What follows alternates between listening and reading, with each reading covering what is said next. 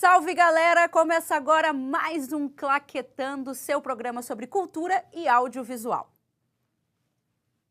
Bom, nosso convidado de hoje tem um currículo extenso. Ele é ator, diretor, autor teatral, compositor, cantor, apresentador e youtuber. Nós vamos conversar com Tino Tesc e, na sequência, vamos bater um bate-papo também muito legal com o produtor Max Lima. Roda a vinheta.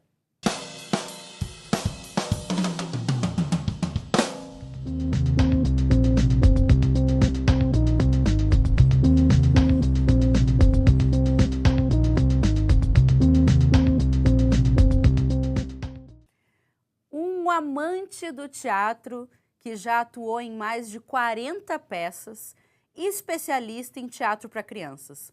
As suas últimas peças foram A Bela e a Fera, O Mágico de Oz, Cinderela, Branca de Neve e muitos outros clássicos no mundo audiovisual e teatral.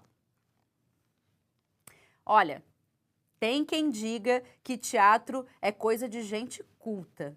Eu digo que teatro é coisa de gente corajosa. Porque vamos combinar, né, pessoal? Subir num palco, decorar um texto, lidar com a plateia, ainda mais hoje em dia que às vezes nem desligou o celular para prestar atenção, é para poucos. E hoje a gente tem aqui na nossa poltrona uma dessas criaturas mágicas dos bastidores e dos palcos. Ele que dirigiu, atuou e ainda por cima sabe onde fica o lado certo da coxia. Vem pra cá, Tino Tesc, que alegria te receber no Claquetando. Tudo bem, querido? Bem. Fica à vontade, 2 beijinhos. Obrigado. 2 beijinhos Pra que a gente tá em casar, São né? Paulo. É. Pra casar eu já não sei, mas Não, aí a né? gente pode, Eu pode ir gostaria, pensando. né? Gostaria? Casar pela 100ª vez. Já casou 100 vezes. Não, sem nenhuma, né? Bom, a gente ainda não vai falar sobre casamento, porque a gente está aqui hoje para falar sobre teatro, que é um assunto que você domina loucamente, pelo que a gente estava conversando ali fora já estava aqui tirando uma casquinha para ter um assunto. E aí, assim, sinceramente, a primeira pergunta que eu tenho aqui é como que foi o seu início no mundo do teatro? Mas assim, você deve ter tantas histórias. Como que isso começou? Como que isso começa até hoje? Tem muitas histórias mesmo. Eu acho assim, o teatro para mim é desde que eu nasci. Porque eu acho que o mundo é um grande palco, né? Onde todos nós atuamos. No meu último livro que eu escrevi, eu descrevi uma cena assim que a gente estava atuando e o nosso público era Deus, ele estava sentado na plateia, né? E quando chega no fim desse espetáculo, seria legal se ele estivesse aplaudindo a gente, né? A gente não sabe o que vai acontecer. Mas no teatro para criança mesmo, eu iniciei faz bastante tempo. Mas eu gostaria de começar um pouco mais para cá, né? Porque as crianças de 1960 para cá já estão todos avós. Você chegou a fazer teatro para as crianças de 1960? Sim. Tá, mas aí você também era quase uma criança, né? Sim, eu era bem menino, bem menino. Eu tinha 10 anos. Nossa, então você começou a fazer teatro muito cedo mesmo. Muito cedo, Quase não sabia falar ainda. Ainda não aprendi também. Mas é que eu acho que a gente faz teatro antes de falar, né? A gente já nasce fazendo drama. Já. Eu já nasci chorando, né? Sim, graças a Deus. Para abrir a voz, assim, Exato. né? Falar, opa, esse mundo aqui é meu, vamos mais. Tem que fazer o povo rir, né? Bom, você começou ali pela trajetória sendo ator, né? Sim. Mas, já assim, cantava já. Cantava também. Já então já cantava. tinha uma conexão com a música também. Sempre tive essa conexão, né? É que o teatro e a música, eles são muito parceiros, muito né? próximos, né? Porque, assim, parece que Deus faz as coisas certas já desde o começo, né? A gente que tem que descobrir. Que eu viria a ser empresário de teatro, diretor de teatro. Aí, sabe como é que é a vida no teatro? Você tem que fazer tudo, né? Sei. Monta cenário, desmonta cenário, cria, Maquia, figurino, tudo. Tudo, sim. Então, eu já comecei assim, fazendo tudo. A minha primeira peça caiu. o cenário na minha cabeça. E foi você que montou o cenário? Não, não fui eu. Não fui eu. Eu fazia o Pai Gepeto, era Pinóquio. Pinóquio, muito antigo também. Acho que foi 79, por aí. Tá, e me diz uma coisa, você começou a dirigir quando? Quando que você pensou assim, nossa, eu posso ser diretor? Ou foi uma coisa assim, putz, dirige aí? Que às vezes no teatro é assim, né? Também. Não, quando eu entrei, eu já pensava em dirigir, eu já queria fazer aquilo tudo, sabe? Queria já ajeitar, arrumar o cenário, arrumar o figurino, como é que o ator anda, como é que o ator olha, para onde olha, como é que fala, a intenção de falar. Todas essas coisas desde o início eu quis saber, né? E aí eu já comecei a dirigir. Eu acho que 81, 82, porque em 1960 eu era muito pequenininho, eu atuava em parque, em circo, em pequenos muros, em cima do caminhão, no meio da Rua Augusta. Nossa, num tempo que o teatro... Era uma loucura. Bom, o teatro até hoje, né, ele tem essa possibilidade de ocupar qualquer espaço. Qualquer espaço. E isso é uma coisa maravilhosa, assim, né? Mas naquele tempo, mais ainda, fazer teatro na rua, assim, era uma coragem também, né? Eu acho que era até melhor que hoje, porque as pessoas eram mais educadas. Sim, né? mais abertas. Mais abertas, receptivas, gostam muito, né, dos artistas que estão na rua. Hoje em dia já é meio complicado. Sim, assim, né? quase hoje, que dá medo, né? Hoje em dia eu não faria mais na rua. Também, né, com essa idade, não dá mais, né? Ah, para! Um garoto aqui tava ali em cima fazendo teatro pra mim ao vivo. Faz, mas a idade vai indo. Mas também não estou nem preocupado com a idade. Eu acho que quem escreve para criança tem que estar no mínimo 10, 15 anos na frente. É verdade? Porque às vezes a peça vai estrear depois de 10 anos. Fica encostada lá, ninguém vê. Aí monta, já faz 10 anos que você escreveu. E as crianças vêm vindo, né? Vêm vindo outras. Outro dia eu estava no Parque Ibirapuera, né? Aí teve um senhor que estava olhando para mim com um menininho. Ele estava com um menininho na mão, assim. Eu achei estranho, né? Ele estar olhando para mim. Aí ele se aproximou e falou assim, eu assisti seus espetáculos quando eu era criança. E ele já estava com o filhinho dele, com uns 4 anos. Gente, que maravilha! Era muito legal. Tino, a gente está com um VT aqui para assistir, muito interessante, com uma atriz de teatro também. Bom, a produção preparou essa matéria com essa atriz maravilhosa e ela vai contar um pouquinho da vida dela no teatro. Roda pra gente. Olá, galera do Claquetando. Hoje estamos com uma entrevista super especial. Vamos mergulhar no universo do teatro, junto com uma mulher que tem força, tem garra e é uma super atriz. Já apresentou em vários teatros de São Paulo. Thalita. E Thalita, vamos começar com a primeira pergunta. Como surgiu o teatro na sua vida? Qual foi essa ideia e o porquê do teatro? O teatro surgiu porque lá atrás eu queria ser tradutora e aí conversando com uma colega de trabalho ela falou que minha voz era muito bonita, falou para eu fazer dublagem. E aí quando eu fui atrás de dublagem me falaram que eu teria que fazer teatro, teria que ser atriz primeiro. E aí foi assim que eu fui parar no mundo do teatro, querendo ser uma coisa e acabou me levando para outra. E quais foram os desafios dessa jornada? Eu falo que ele é desafiador. O que acontece? Eu acho que o teatro, para a gente poder literalmente cair de cabeça, você tem que entender primeiro o texto. Realmente existe uma certa dificuldade em você gravar o texto na cabeça. Mas quando você coloca na sua mente que o teatro é uma história contada, então você consegue meio que gravar as falas, saber o que fazer na presença de palco. Thalita, foi uma delícia falar com você. Obrigada. Esse é o universo do audiovisual, o universo do teatro. É coisa super interessante. Vale a pena vocês curtir o teatro, sair também, né, Thalita? Exato. Porque o teatro abre portas, abre mente, traz criatividade, atrai público também. Isso é um universo muito fascinante, até mesmo para a nossa educação, É um mundo né? de possibilidades. Então ficamos por aqui e voltamos um outro momento. Gente, que maravilha, né? Poxa, imagina, alguém falou pra ela que ela tinha uma voz bonita, ela queria ser dubladora e foi parar no teatro e virou atriz. Eu adoro essas histórias. O ator, ele faz qualquer coisa, né? Pode dublar, pode... Cantar, pode. Mas o teatro, ele tem esse lugar, assim, de ser uma pequena experiência artística a respeito do mundo, assim, né? Tudo tá dentro do teatro, e eu acho isso tão maravilhoso. Foi o que eu falei no início, o grande palco é o mundo, né? Exatamente. É a vida da gente, todo mundo representa uma vida, um ser, né? E no teatro você pode ser várias personalidades, né? Eu tive peças que eu fiz 5 personagens.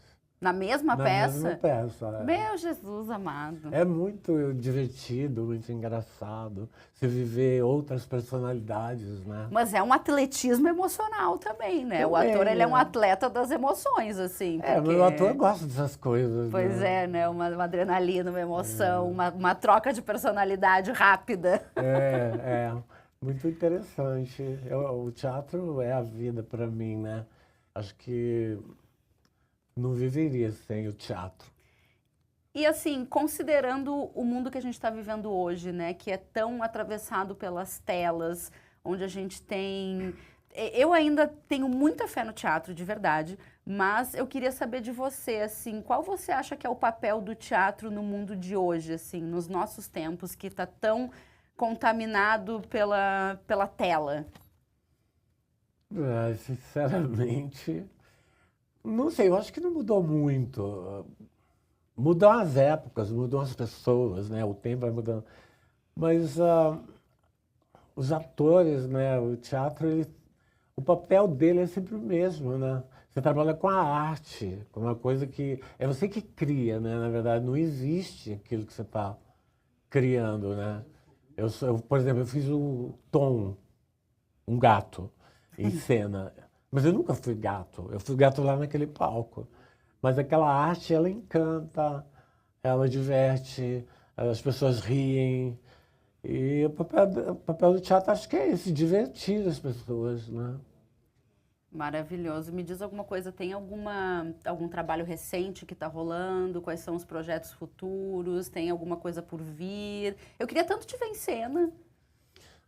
Não, por enquanto não. Ah. Estou fazendo em outra área, né? Tem um livro que agora está saindo para o mundo inteiro aí. Tem músicas em 220 países.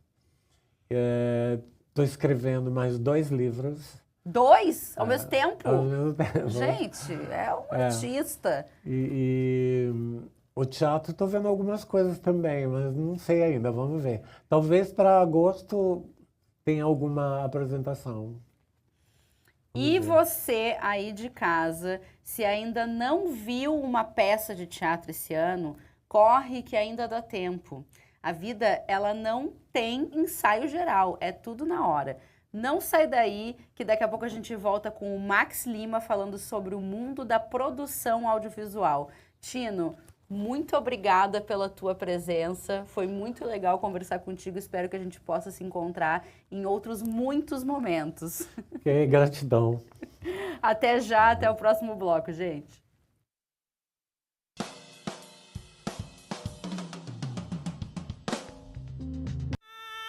Ministério da Cultura e Bradesco Seguros apresentam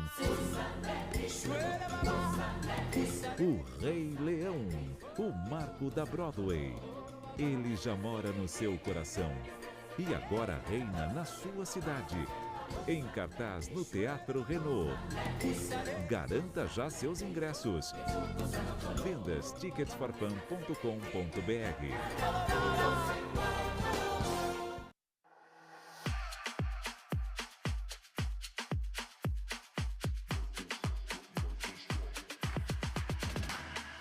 Came from the bottom, going to the top. Future in my head, so it never gonna stop. Life won't stop, so just live it. Follow your heart and all the dreams. Came from the bottom, going to the top. Future in my head, so it never gonna stop. Life won't stop, so just live it. Follow your heart and all the dreams. And I'm gonna be what I wanna be. Guess what? I know who I am and who I wanna be. So let's go together, everybody dream of it. I know I can be whoever I wanna be. I know who I am, I know who I am. Yeah, I can be who I wanna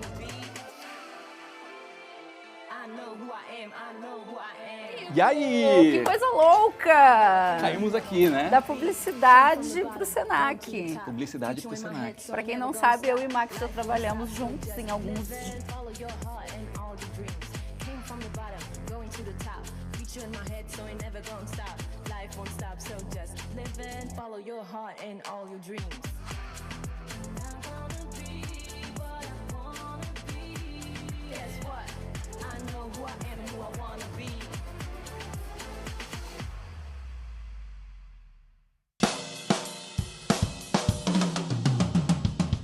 Estamos de volta com o programa Claquetando. Bom, quem nunca viu um filme ou uma série que foi gravada num lugar que chamou tanta atenção, que foi tão marcante para a história, que acabou virando quase um personagem? Mas afinal, de onde é que surgem esses lugares? Quem que acha esses locais? Bom, vamos ver o que o pessoal nas ruas pensa sobre isso. Quais funções você acha que tem por trás de uma produção audiovisual?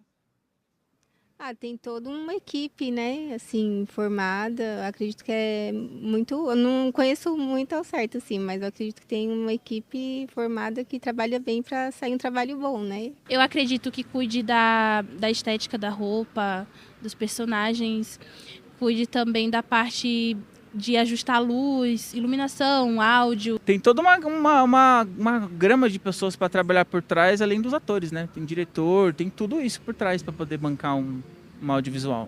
Você sabe o que é um produtor de locação? Produtor de locação? Não sei. Ele loca os equipamentos necessários para fazer aquela filmagem por o tempo necessário para fazer as filmagens. Sei lá, vem na minha cabeça, tipo, alguém que produz o local, talvez. Ó.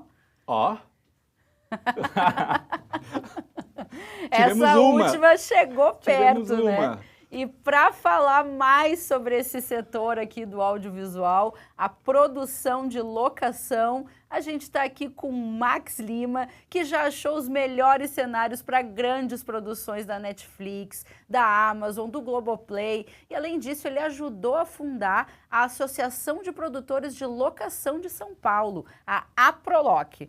Max, primeiramente, seja muito bem-vindo. Muito obrigado, Muito obrigada Manu. por estar aqui com a gente. Muito Que bom maravilha. estar aqui com vocês.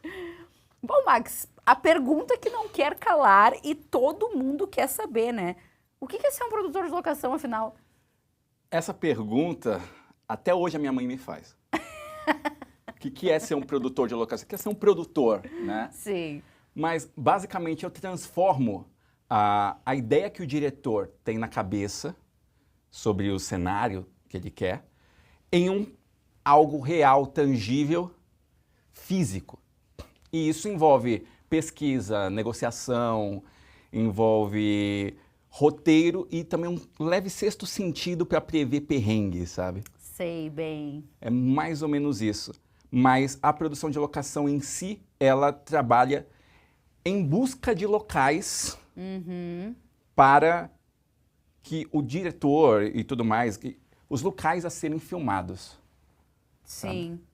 Sim. Basicamente eu achei isso. engraçado. Resumindo, mais ou menos isso. Resumindo muito, né? Eu achei engraçado que teve uma pergunta ali no Povo Fala, né? Que o cara ficou, é a pessoa que loca... Porque a gente não está muito acostumada com essa palavra locação para Sim. lugar, né? Eu também fui aprender o que era locação muito tempo depois de estar começando a trabalhar com audiovisual, né? Sim, eu comecei no GPT, pesquisando no GPT, produtor de locação, ele colocou locação de câmeras, produtor de locação de câmeras, produtor de locação de tudo. De equipamento, que foi o que o cara falou, inclusive. Exatamente, né? Locação de equipamentos e tudo mais. É uma produção, é uma profissão que poucas pessoas conhecem, mas tem um peso enorme. Imagina, na filmagem. Claro. Né? Nos lugares. Tem filmes, por exemplo, Ainda Estou Aqui, a casa lá, ela virou um ícone no Rio de Janeiro. Sim. O bar que foi usado para o bar da época ali da família Feliz também é um ícone. Então, é uma profissão que aos poucos o pessoal vai começar a conhecer e vai perceber a importância. Perceba a importância, por favor.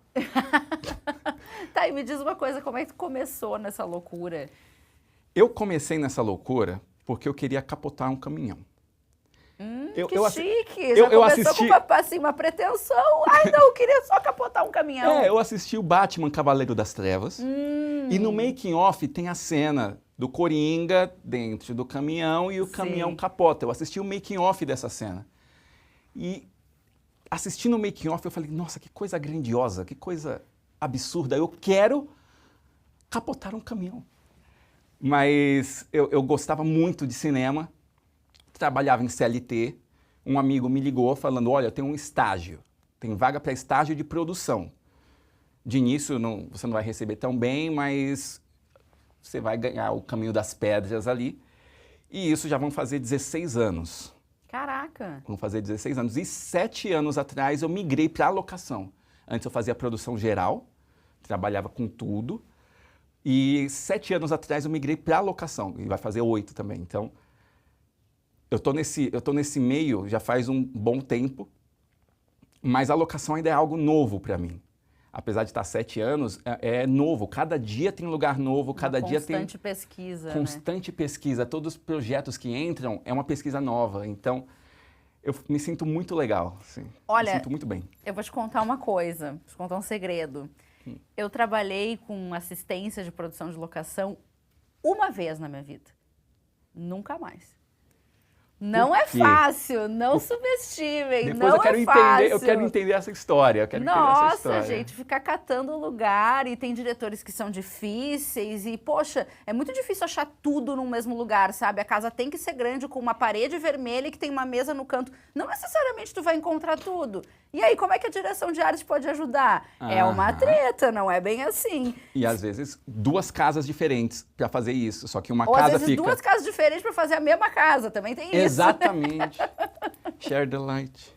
Falando nisso, como é que é esse processo de escolha das locações, assim? Quem que participa disso e quanto tempo isso costuma levar? O processo de escolha, eu costumo dizer que ele é pesquisa, orçamento e muito bate-perna.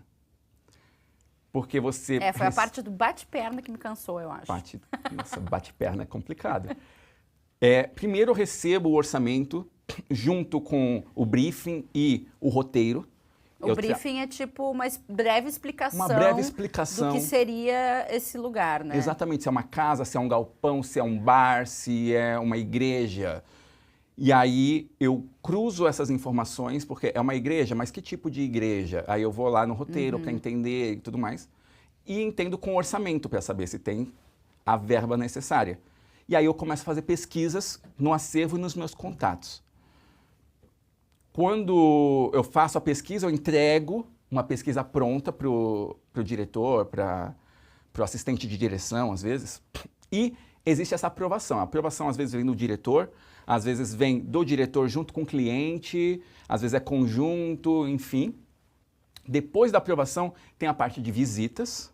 Então, eu começo a ligar nos lugares para a gente fazer essa visita técnica. E depois da visita, tem a questão de contratos, negociação, autorização com prefeitura e finaliza no dia da filmagem. Então, tem todo um processo. Né? É um nascimento, né? É um nascimento. Você faz o filme nascer naquele momento. Quem participa, que a segunda pergunta são 3, né? Então, a segunda é quem participa, geralmente é o diretor, muitas vezes o diretor de arte e o diretor de fotografia também. O assistente de direção é a pessoa que geralmente eu tenho mais contato. Interlocutor é entre o você e o diretor. Sim. Exatamente. Porque o assistente de direção, querendo ou não, ele é um porta-voz do pessoal criativo para o pessoal mais operacional ali. Né? Então, eu falo muito também com o assistente de direção. E quando vai a visita, vai mais pessoas. Então, geralmente vai o eletricista, vai o maquinista, vai o pessoal do som direto, para entender sobre a acústica do lugar. Nossa, tem tudo isso, né? Tem muita coisa.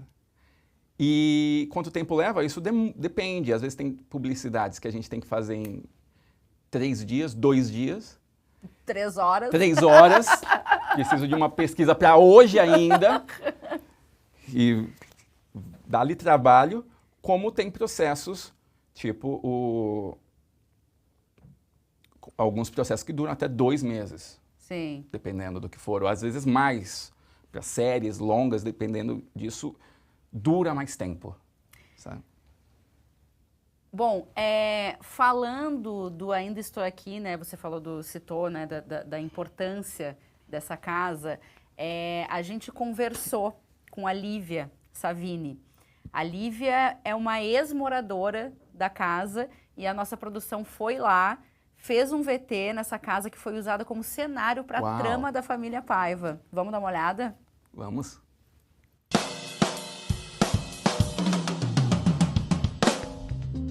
Dirigido por Walter Salles e protagonizado por Fernanda Torres, Ainda Estou Aqui ganhou mais de 40 prêmios em festivais de cinema, incluindo o Oscar de Melhor Filme Internacional, marcando a primeira vez em que o filme brasileiro venceu esta categoria.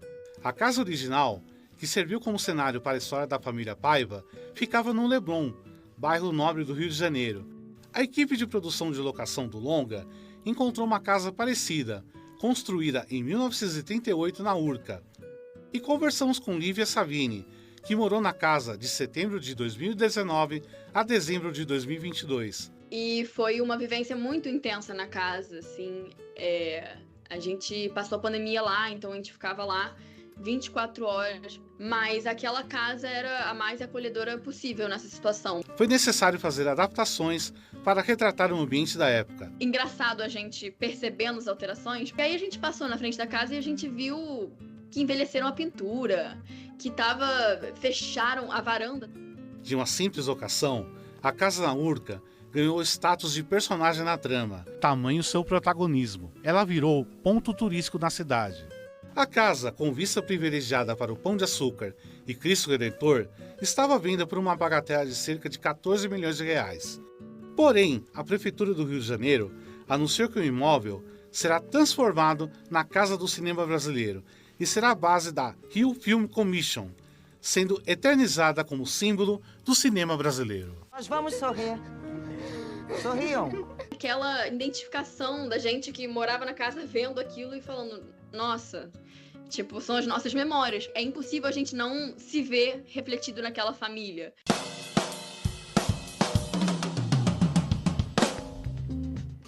Gente, que maravilha, né? Que legal, eu não sabia disso. Do que ia virar o Que ia museu? virar um museu. Sim, sim. Maravilhoso, né? Sensacional isso, Muito cara. bom, né? Muito bom. Tá, e olha só, até vou aproveitar para te fazer uma pergunta. Nesses casos, assim, de filme de época, como é que é esse processo de escolha? Porque, tipo assim, fazer um filme que se passa nos anos 50, não vai ter um piso laminado, sabe, assim? Tipo, eles estavam até falando ali do processo de restauração e mudanças. Envelhecimento e tudo mais. Como que isso se dá, assim, nesse tipo de caso? Nesses casos, eu costumo quebrar isso, né? Dividir isso em 4 partes. Primeiro é achar. Então, a equipe de pesquisa, ela entra bem antes do filme, né? Então, ela já começa essa pesquisa de locais, de fotos, de momentos, de matérias. E quando eu entro no filme, eu recebo essa pesquisa pronta. Então, olha, o local tem que ter mais ou menos essa cara. Ah, vai já ser... tem uma, Exato, uma já prévia do que precisa. uma ambientação. Sim. Geralmente tem isso. Não é sempre, infelizmente, mas às vezes tem isso. Recebo essa informação e eu faço um paralelo com a minha pesquisa, que eu já possuo. Se eu tenho aqui, eu começo a colocar na pesquisa. Se eu não tenho, eu tenho que bater perna. Aí vem o bate-perna de novo. Sim. Quando isso tá tudo ok, eu encontro uma casa que é minimamente parecida com a casa de 1970, minimamente parecida, vem a parte 2, que é a adaptação. E a adaptação vai ter que entrar na casa, o que vai ter que fazer? A gente vai ter que mudar o piso, vai ter que mudar a parede, mudar a cor, vai ter que destruir uma parede, a gente vai ter que mudar o portão da casa, a gente vai ter que mudar o lustre, a escada, enfim. Existe a questão da adaptação, logicamente isso é orçamentário também, para entender até onde vai, mas existe essa adaptação. Depois é autorização.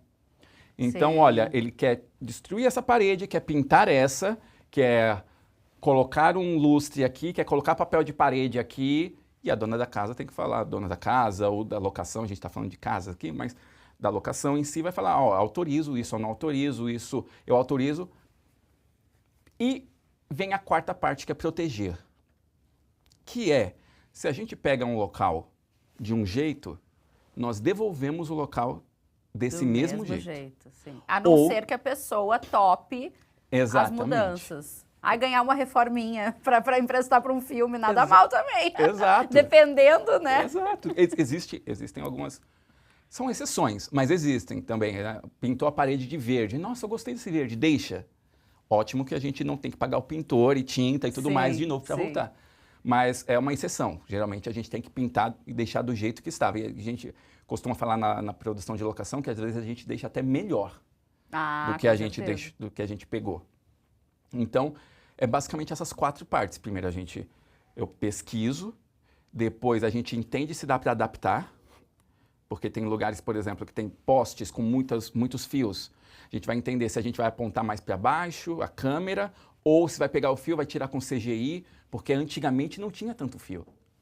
Ah, sim. Né? Hoje tem mais fios. Então, são vários pormenores que faz o espectador não quebrar